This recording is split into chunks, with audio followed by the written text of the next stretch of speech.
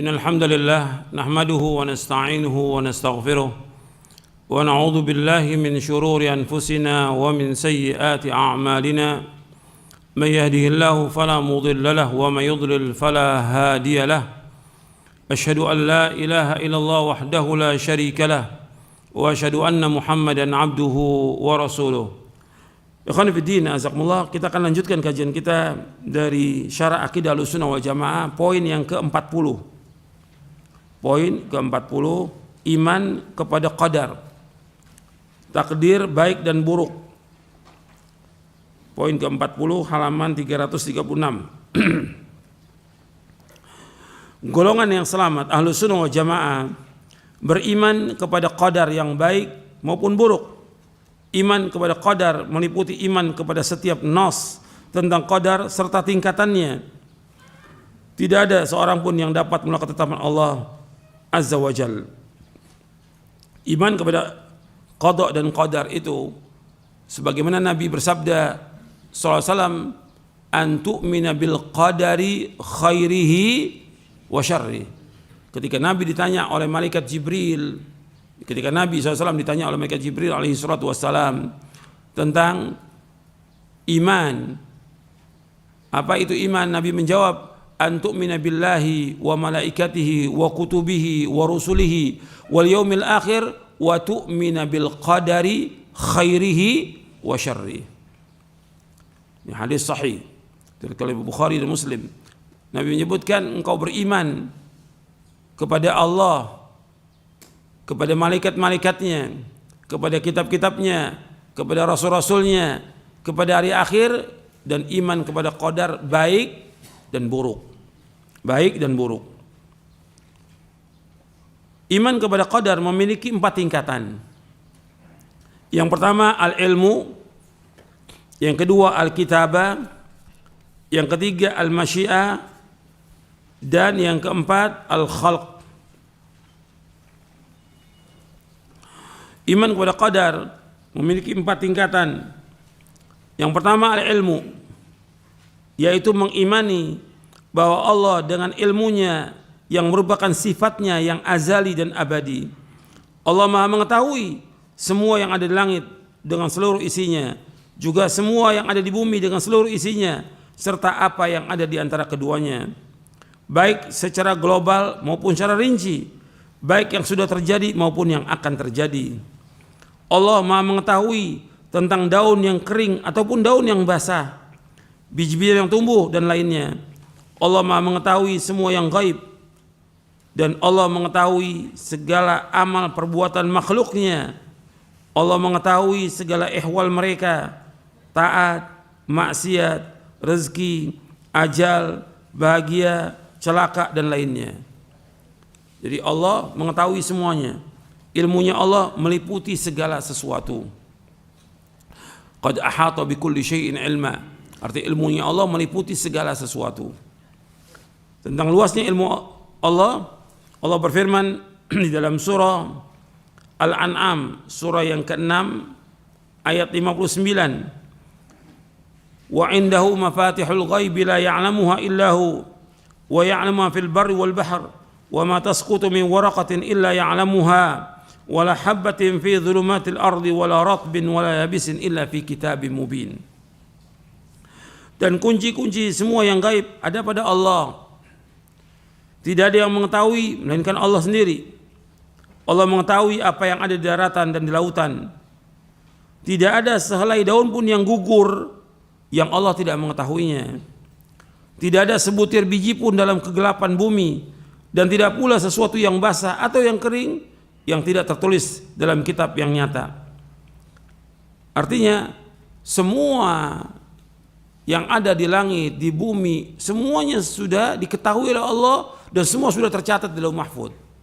Enggak ada satupun yang Allah tidak ketahui, enggak ada. Apapun yang terjadi, apa aja, itu Allah mengetahui. Itu perhatikan tuh, semua yang terjadi di langit dan di bumi Allah mengetahui. Enggak ada sesuatu yang terjadi yang Allah enggak tahu, enggak mungkin, tidak mungkin. Apa aja terjadi semuanya Allah mengetahui. Apakah umat Islam ini dalam kondisi senang, susah, diintimidasi, ada yang dibunuh, ada yang fakir, ada yang susah, adanya banjir, ada longsor, semuanya Allah tahu, semuanya. Dan itu pun berjalan semua dengan kehendak Allah, semuanya. Kita wajib mengimani itu.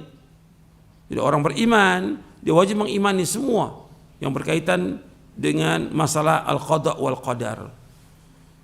Makanya kita mengimani qadar itu baik dan buruk.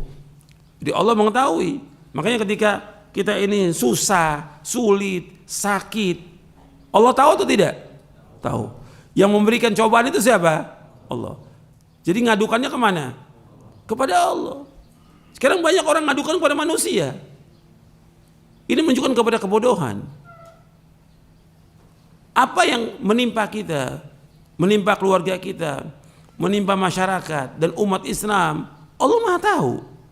Dan Allah memberikan cobaan. Tapi kenapa diadukan kepada manusia? Mesti ngadukan kepada siapa? Kepada Allah. Yang menghilangkan semua kesulitan itu Allah. Yang menghilangkan semua bencana, musibah, petaka hanya satu Allah. Dan Allah sebutkan dalam Al-Quran. Jadi harus kita ingat tuh, bukan diadukan pada manusia. Sekarang nih banyak orang yang dikasih cobaan sedikit sudah mengeluh pada manusia, sudah minta sumbangan pada manusia. Ini nggak punya harga diri, nggak punya muru'ah, nggak punya izzah. Nggak boleh dalam Islam seperti itu. Apa dia yang susah? Apa dia yang sakit? Semua orang tahu. Sampai di foto dia lagi sakit biar orang tahu. Nggak boleh dalam Islam seperti itu. Cukup dia sakit diadukan kepada Allah. Allah sedang uji dia. Apakah dia beriman tidak kepada takdir yang baik dan buruk. Allah sedang uji dia. Dengan itu, dengan kalau dia redho, dia sabar, Allah akan hapuskan dosanya. Allah akan angkat derajatnya. Mungkin dengan cobaan dan ujian itu Allah akan masukkan dia ke dalam sorga dengan sebab itu. Itu harus kita ingat. Bukan diadukan pada manusia. Sekarang kan banyak tuh. Ada kejadian gini. Oh ini ada penuntut ilmu. Bahkan ustadz lagi. Ustadz. Ini ustadz lagi susah. Kok lagi susah? Diceritakan pada orang. Waktu dia susah Allah tahu atau tidak? Allah tahu. Yang memberikan ujian dia susah siapa? Allah. Adukan kepada Allah. Allah pasti akan memberikan jalan keluar yang terbaik buat dia. Tapi jangan adukan kepada manusia. Jangan. Karena Allah sebutkan dalam Al-Quran, wa may yattaqillaha yaj'al lahu makhraja wa yarzuqhu min haitsu la yahtasib. Barang siapa yang bertakwa kepada Allah, Allah bukakan jalan keluar bagi dia. Allah akan berikan rezeki dari arah yang tidak diketahui. Tapi dia harus bertakwa kepada Allah. Bukan dia mengadu pada manusia, minta-minta pada manusia, itu menghinakan diri kepada manusia. Dia enggak percaya kepada tauhid rububiyah. Enggak yakin dia kepada rububiyah Allah, enggak yakin. Karena yang mengerjakan semua terjadi langit dan bumi, Allah yang kerjakan semuanya. Berbicara tentang qadar, berbicara tentang perbuatan Allah, tentang kekuasaan Allah. Al-qadar qudratullah. Qadar itu kekuasaan Allah. Kita wajib mengimani itu. Allah sedang coba kita dengan berbagai macam cobaan ujian, tapi adukan semuanya kepada Allah. Jangan adukan kepada manusia. Jangan mengharap pada manusia, jangan minta-minta kepada manusia. Ini prinsip dalam kita beragama. Dan itu yang mengajarkan Allah dalam Al-Quran dan mengajarkan Rasulullah SAW. Semua tahu. Jadi jangan antum sampaikan kepada orang ketika antum lapar nggak punya apa-apa. Allah tahu atau tidak? Tahu Allah. Kenapa diadukan manusia? Di WA, saya ini lagi susah, lagi sakit. Ustadz kabarin ke murid-muridnya. Ini kan kebodohan. Ini menghinakan diri pada manusia yang tidak boleh dalam Islam, tidak boleh. Mana ada sahabat seperti itu? Lapar, ngadukan mereka, saya lapar. Enggak ada sahabat seperti itu. Yang kehidupan para sahabat lebih susah, lebih fakir, lebih miskin daripada kita sekarang ini. Susah kehidupannya. Tapi mereka sabar dengan apa yang Allah berikan. Karena Allah tahu tentang apa yang mereka tahu bahwa Allah ini mengetahui tentang apa yang mereka alami. Jadi jangan adukan kepada manusia, jangan. Adukan semuanya kepada Allah. Itu orang beriman. Kita bicara masalah iman. Dan ilmu kita ini manfaat atau tidak dengan ujian ini. Dan semua yang terjadi, ini sudah tercatat di Lauh Mahfuz. 50.000 tahun Allah ciptakan. Makanya kita baca ini. Nggak akan berubah sudah. Apa yang di Lauh Mahfuz tidak berubah, tetap seperti itu. Yang hanya tahu hanya Allah, nggak ada yang tahu. Nabi-nabi, Rasul nggak ada yang tahu. Yang Allah tuliskan di Lauh Mahfuz. Yang kedua yaitu Al-Kitabah. Jadi yang pertama ilmu, yang kedua Al-Kitabah, yaitu mengimani bahwa Allah SWT telah mencatat seluruh takdir makhluk di Lauh Mahfuz. Nabi SAW bersabda, kataballahu maqadir al-khalaiqi qabla yakhluqa as-samawati wal arda bi 50 alf sanah.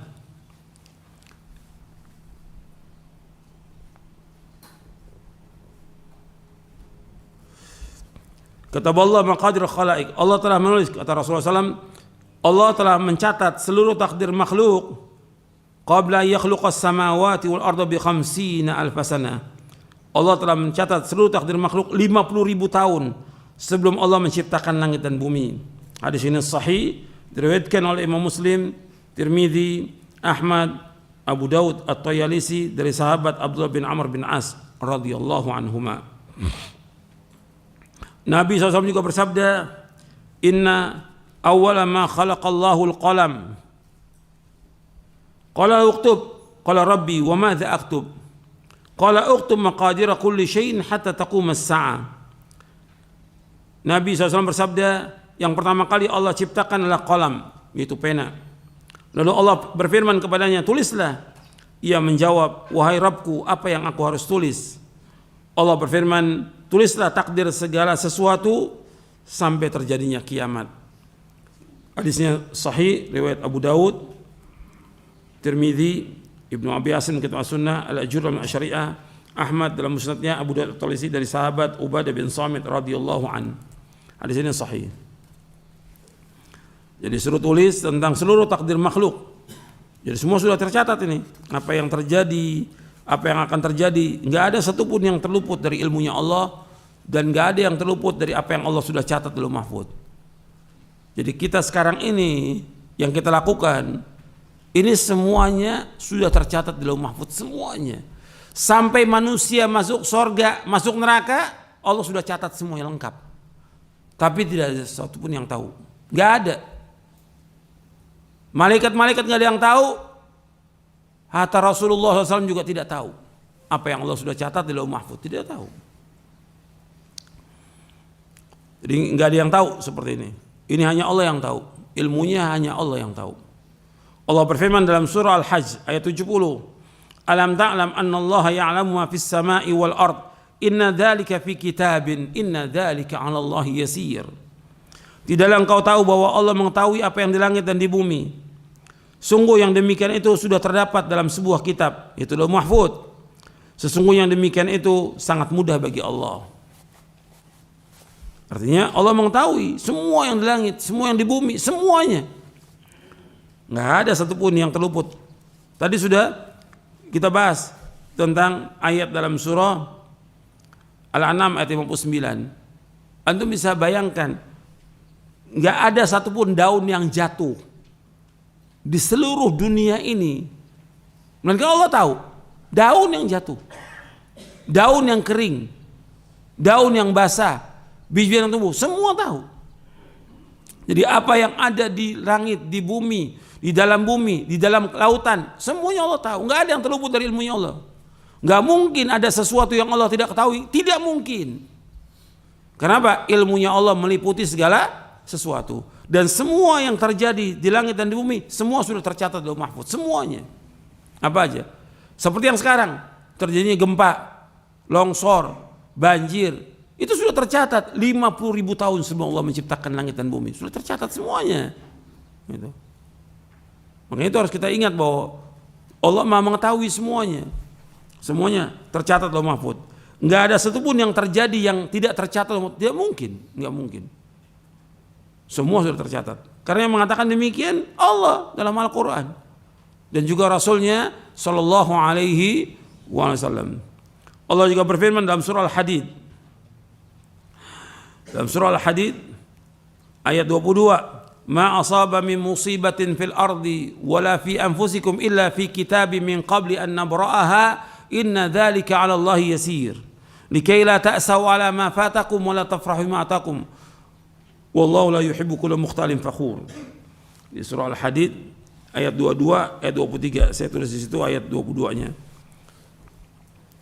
Tidaklah musibah, bencana yang menimpa di bumi dan yang menimpa dirimu sendiri, semuanya telah tertulis di Lauh Mahfuz.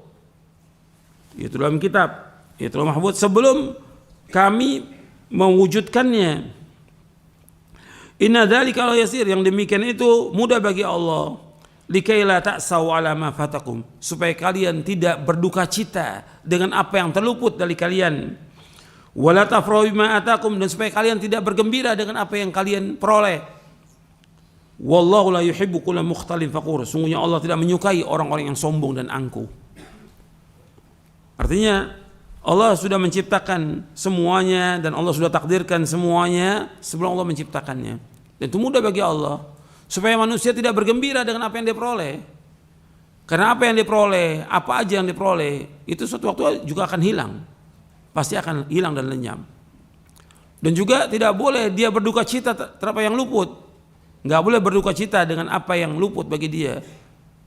Apakah meninggalnya orang tua dia, anaknya, istrinya, suaminya, atau hartanya, atau dia bangkrut atau yang lainnya. Jangan duka cita, karena Allah sudah takdirkan demikian. Dan apa yang Allah takdirkan buat kita itu yang terbaik buat kita. Jadi semua sudah tercatat Lauh Mahfuz. Oleh karena itu apa yang telah ditakdirkan menimpa manusia tidak akan meleset darinya. Dan apa yang ditakdirkan tidak mengenai manusia maka tidak akan mengenainya. Sudah kering tinta pena itu dan sudah ditutup semua catatan. Ini dalam hadis yang sahih yang diriwayatkan oleh Imam Ahmad, Tirmidzi dan yang lainnya. Takdir ini mengikuti ilmunya Allah.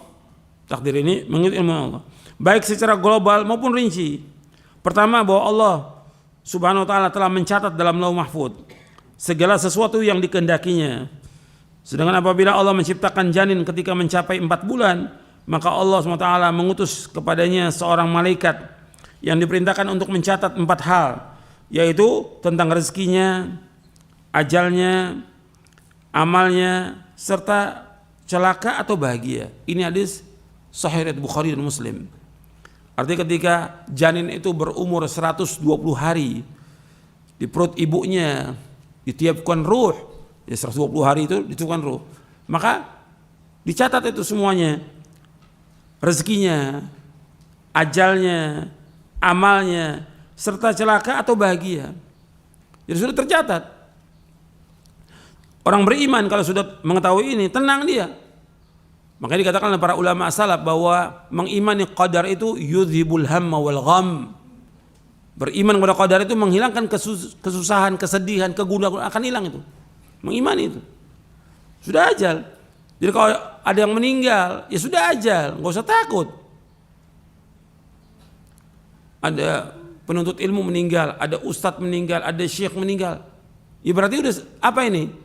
Sudah ajal, udah waktunya. Enggak usah ditakuti. Dan kita pun akan apa? Mengikuti mereka.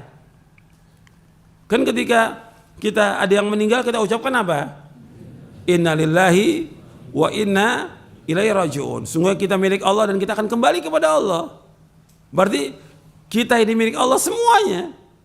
Yang sudah meninggal dan kita pun akan kembali kepada Allah. Makanya ketika kita masuk ke pemakaman, yang kita ucapkan apa? Assalamualaikum ahlad diyar minal mu'minin wal muslimin wa inna insyaallah bikum lahiqun. Nasallallahu lana wa lakumul afiyah. Jadi kita menyebutkan di sini bahwa kita ini akan mengikuti mereka. Lahiqun artinya kita akan nanti mengikuti mereka, sama seperti mereka. Mereka meninggal, kita akan juga sama, pasti, nggak mungkin enggak. Tapi kenapa orang pada takut sekarang ini? Ada berita kematian takut. Nggak boleh orang beriman takut. Kita ini pasti akan mati. Yang perlu bagi kita sekarang ini mempersiapkan bekal untuk mati. Nggak usah takut, karena ajal sudah pasti ajal itu.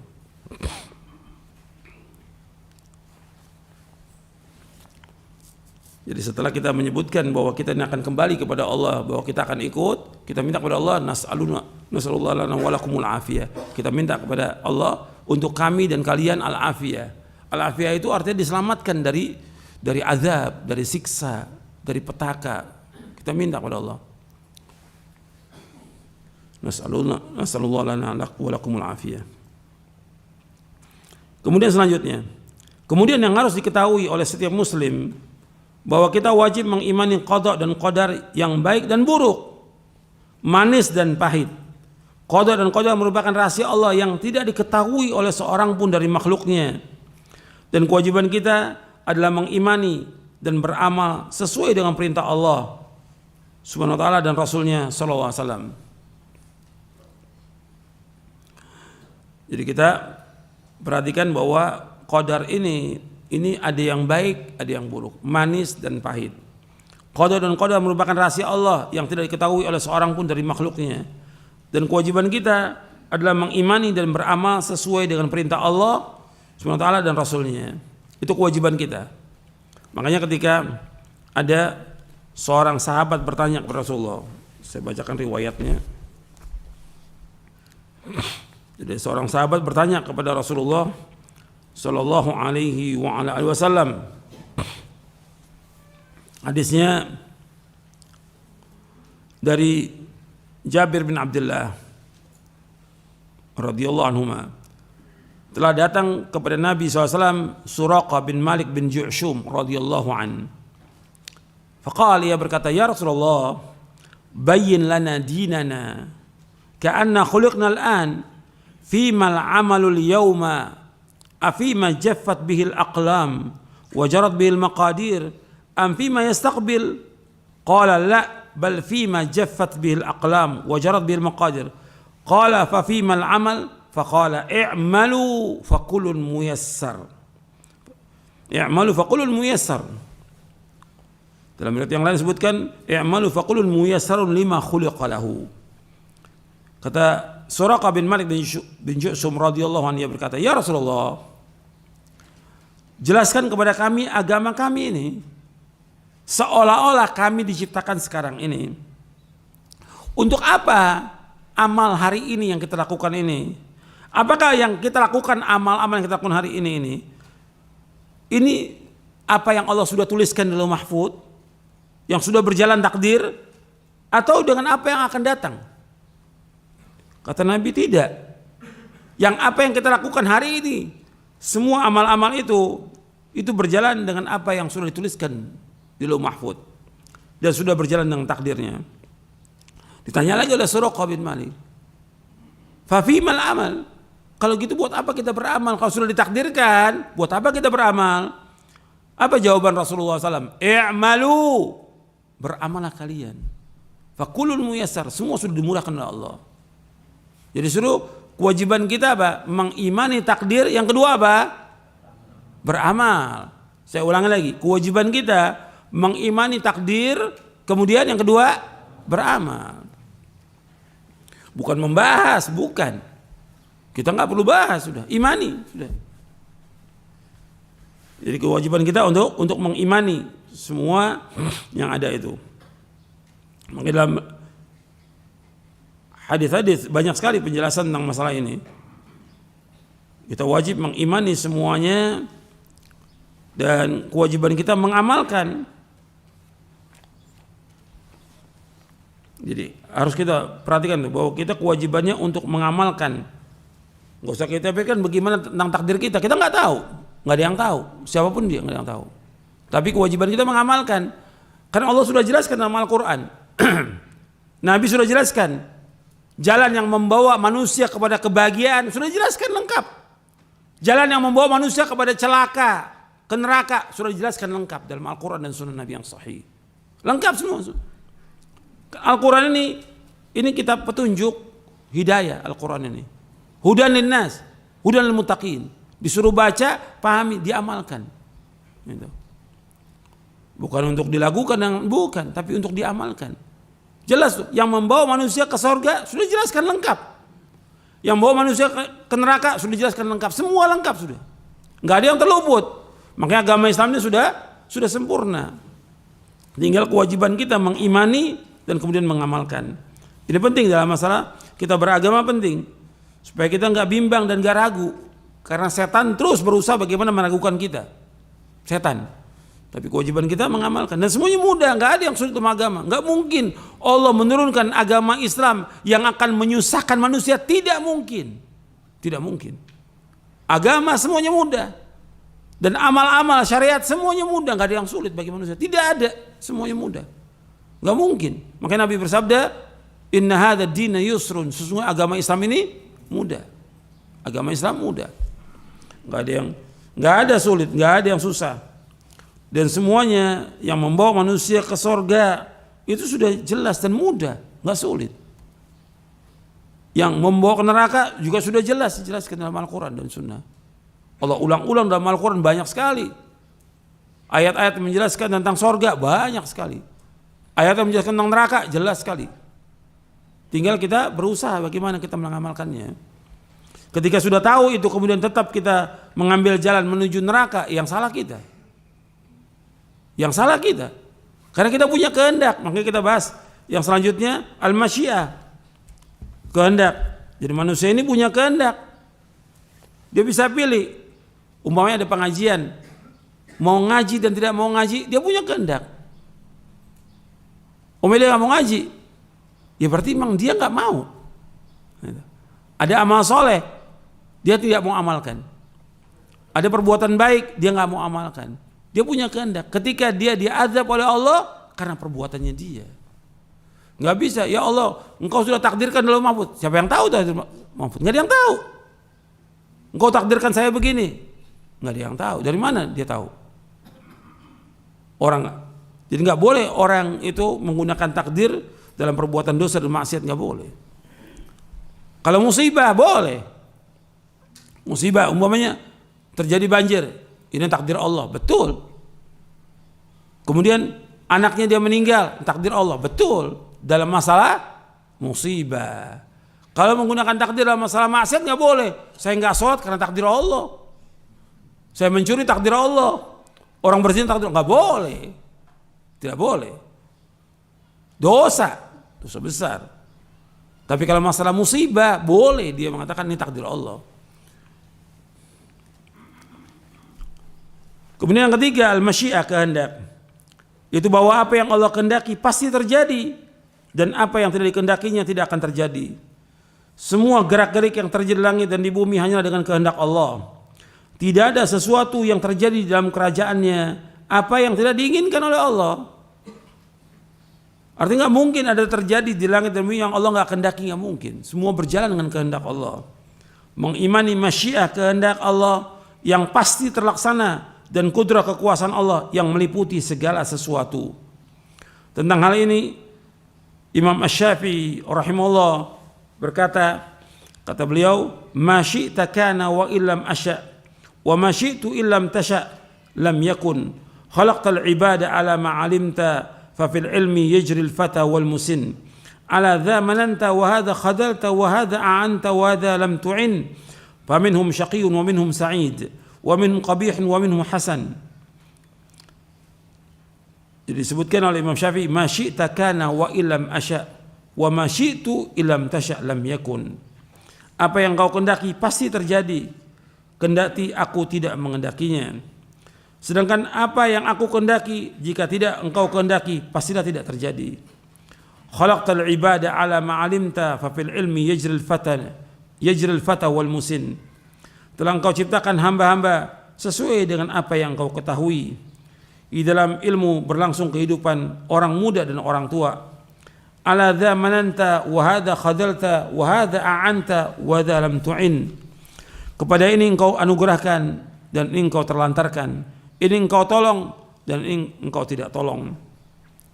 Fa minhum syaqiyyun wa minhum sa'id wa minhum qabihun wa minhum hasan. Di antara mereka ada yang celaka dan di antara mereka ada yang bahagia, di antara mereka ada yang buruk, di antara mereka ada pula yang baik. Ini penjelasan Imam Syafi'i rahimahullah di dalam Diwan Imam Syafi'i, dijelaskan juga dalam kitab Manhajul Imam Syafi'i fi Itsbatil Aqidah. Jadi Allah yang maha adil dan Allah maha bijaksana. Allah memberi karunia kepada siapa yang Allah kehendaki dan Allah menahan dari siapapun yang Allah kehendaki. Allah memberi kekuasaan kepada siapa yang Allah kehendaki dan Allah menghinakan siapapun yang Allah kehendaki. Jadi semua sudah Allah kehendaki. Nggak mungkin ada terjadi yang Allah nggak kehendaki, nggak mungkin. Allah Al-Alim, Al-Hakim, Al-Qadir berfirman, "Qulillahumma malikal mulki tu'til mulka man tasha' wa tanzi'ul mulka mimman tasha' wa tu'izzu man tasha' wa tudhillu man tasha' biyadikal khair innaka 'ala kulli syai'in qadir. Tulijul laila fin nahari wa tulijul nahara fil lail wa tukhrijul hayya minal mayt wa tukhrijul mayta minal hayy wa tarzuqu man tasha'u bighairi hisab." Katakanlah Muhammad, wahai Rabb, pemilik kekuasaan, engkau berikan kekuasaan kepada siapa yang engkau kehendaki. Engkau cabut kekuasaan dari siapa yang engkau kehendaki. Engkau muliakan siapa yang engkau kehendaki. Dan engkau hinakan siapa yang engkau kehendaki.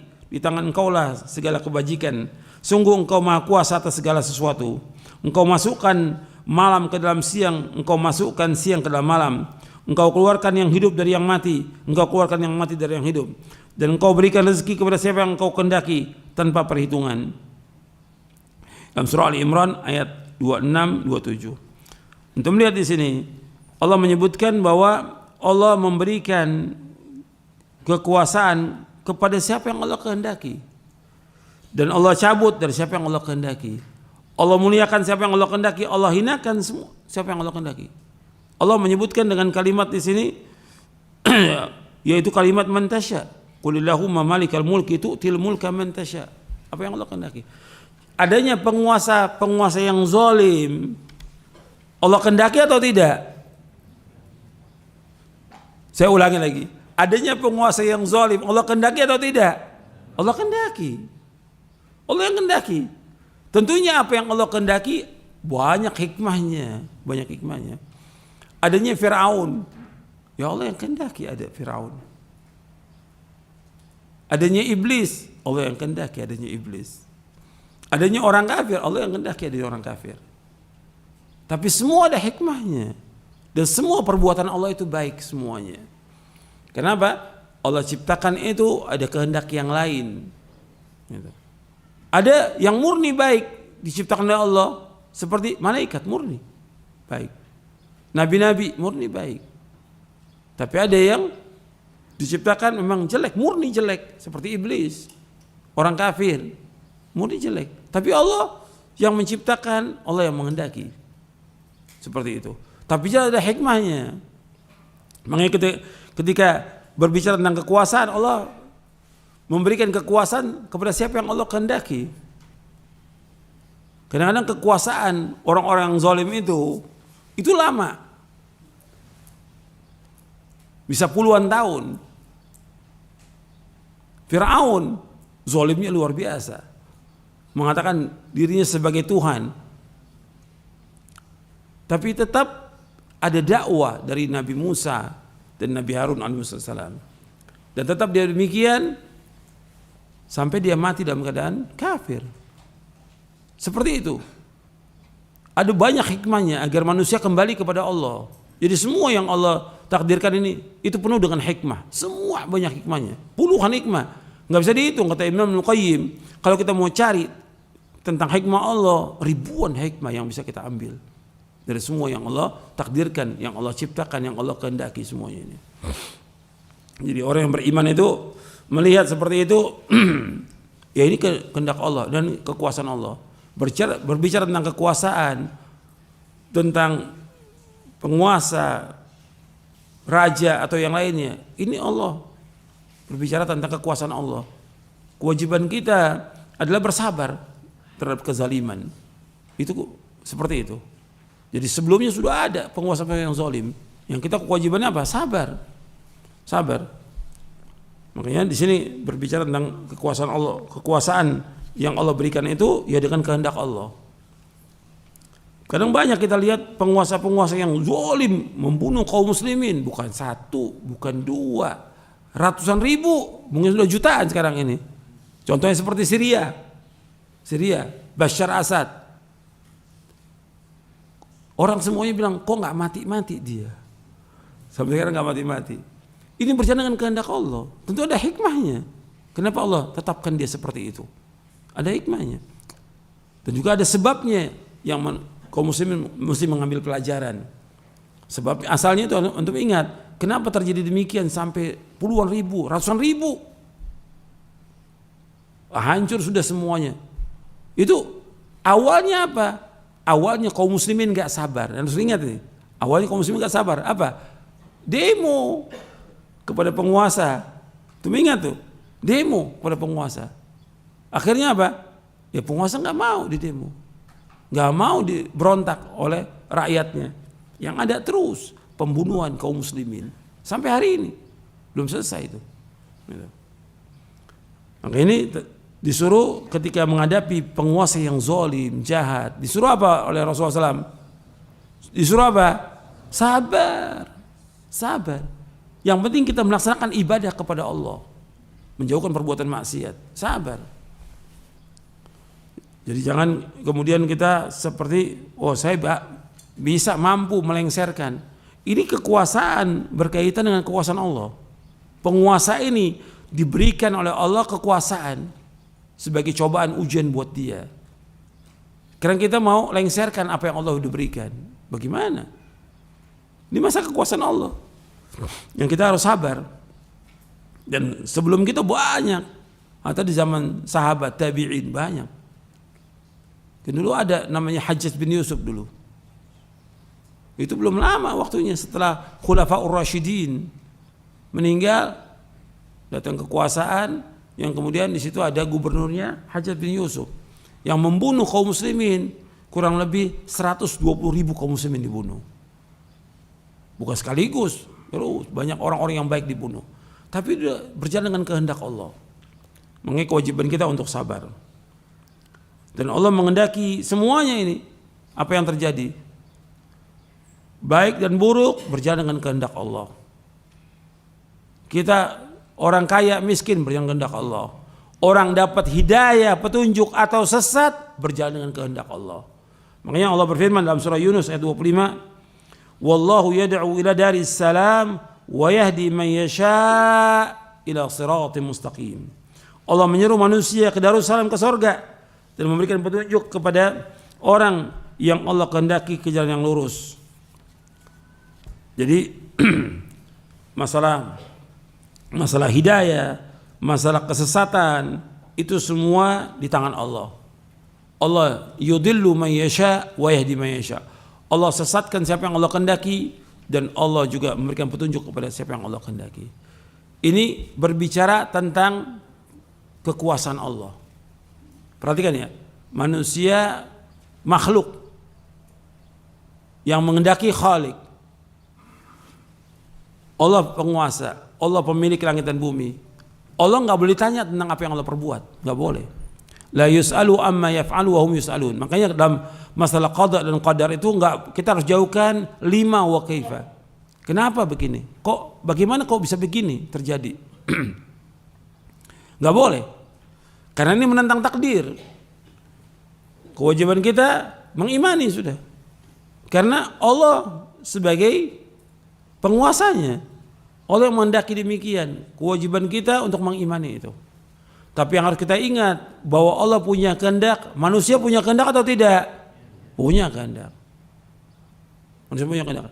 Tapi apa yang dikehendaki oleh manusia tidak lepas dari kehendak Allah. Wa ma tasyauna illa ayyasha Allah Rabbul Alamin. Dan tidak kalian berkehendak melainkan apa yang dikehendaki oleh Allah Rabbul Alamin. Ya, saya pikir sampai di sini dulu karena ini panjang pembahasannya. Perlu sedikit demi sedikit supaya paham, karena takutnya antum berat ini masalah takdir ini. Cuma yang pokok, pada akhirnya semua ilmu itu mudah. Kewajiban kita yang paling pokok adalah mengimani dan mengamalkan. Itu penting dalam masalah takdir. Jangan nanya, kok kenapa begini, kok kenapa begini, yang nggak bisa dijawab. Kok kenapa Allah ciptakan ini, kok kenapa terjadi begini, Allah sudah kehendaki. Kita nggak berhak ngatur.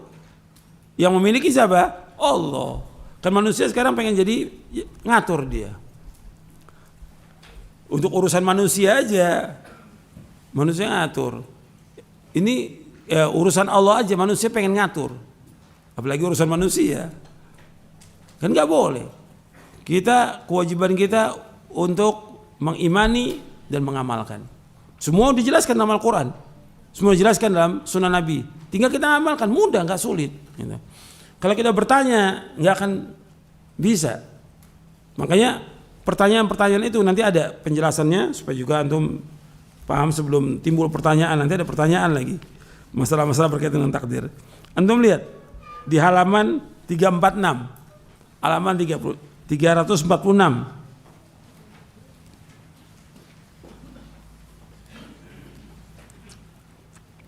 Kata Imam Abu Ja'far At-Tahawi rahimahullah yang wafat tahun 321 Hijriah, beliau berkata, takdir adalah rahasia Allah. Takdir adalah rahasia Allah yang tidak dapat diketahui oleh hambanya. Tidak dapat diketahui oleh hambanya. Tidak dapat diselidiki baik oleh malaikat yang dekat dengan Allah ataupun nabi yang diutus. Memberat-beratkan diri, itu takalluf, untuk menyelidiki hal itu adalah jalan menuju kehinaan. Terhalangnya ilmu dan membawa kepada sikap melewati batas dan penyelewengan. Waspada dan berhati-hatilah terhadap seluruh pendapat, pemikiran dan bisikan-bisikan yang jelek tentang takdir. Sesungguhnya Allah Jalla Jalaluhu telah menutup ilmu tentang takdirnya agar tidak diketahui oleh makhluknya dan melarang mereka untuk mencoba menggapainya. Allah berfirman, la yus'alu amma yaf'alu wa hum yus'alun. Allah tidak ditanya tentang apa yang Allah kerjakan, tetapi mereka lah yang akan ditanya. Barang siapa yang bertanya, kenapa Allah melakukannya? Kenapa Allah berbuat begini? Kenapa Allah buat begitu? Maka sungguh ia telah menolak hukum dari Al-Quran. Dan barang siapa yang menolak hukum dari Al-Quran, maka ia termasuk orang kafir. Dalam syarah akidah At-Tahawiyah. Makanya hati-hati. Kita jangan bertanya, kok kenapa begini, kenapa begini? Sudah, terima apa yang Allah yang kehendaki. Jadi ya, pemilik itu nggak ditanya sebagai gampang untuk ilustrasi yang gampang. Ya. Sekarang antum punya ayam 100. Antum punya ayam. Yang ini dipotong, yang ini nggak dipotong. Punya hak nggak tuh ayam? Kenapa saya dipotong? Kok ini nggak? Punya hak nggak ayam nanya? Nggak punya hak. Atau yang punya kambing dia 10. Dipotong yang 2 dipelihara, yang 6 dibiarkan. Yang 2 yang dipotong, kok kenapa saya dipotong? Kok yang itu nggak dipotong? Punya hak nggak dia? Nggak punya hak. Itu supaya gampang, ya, supaya gampang. Ketika kita sebagai pemilik nggak berhak dia untuk menanyakan. Sekarang langit, bumi kita ini milik siapa? Milik Allah. Kan kita sudah mengatakan inna lillahi wa inna ilaihi raji'un. Kita milik Allah dan kita akan kembali kepada Allah. Milik Allah. Kalau ini milik Allah, Allah punya kehendak kepada makhluknya apa yang Allah kehendaki. Gak perlu kita tanya. Kita kewajibannya untuk redho dengan apa yang Allah kehendaki. Tapi apa yang Allah kehendaki buat kita itu baik. Dan Allah tidak zalim kepada hambanya. Ayat banyak dalam Al-Quran dan juga hadis Nabi. Allah gak pernah zalim kepada hambanya. Terus kita ingat. Ya, sampai sini dulu kajian kita. Mudah-mudahan apa yang saya sampaikan bermanfaat untuk saya dan sekalian. Kurang lebihnya saya mohon maaf. Wassalamualaikum warahmatullahi wabarakatuh. Subhanakallahumma bihamdik, asyhadu an la ilaha illa anta astaghfiruka wa atubu ilaik. Assalamualaikum warahmatullahi wabarakatuh.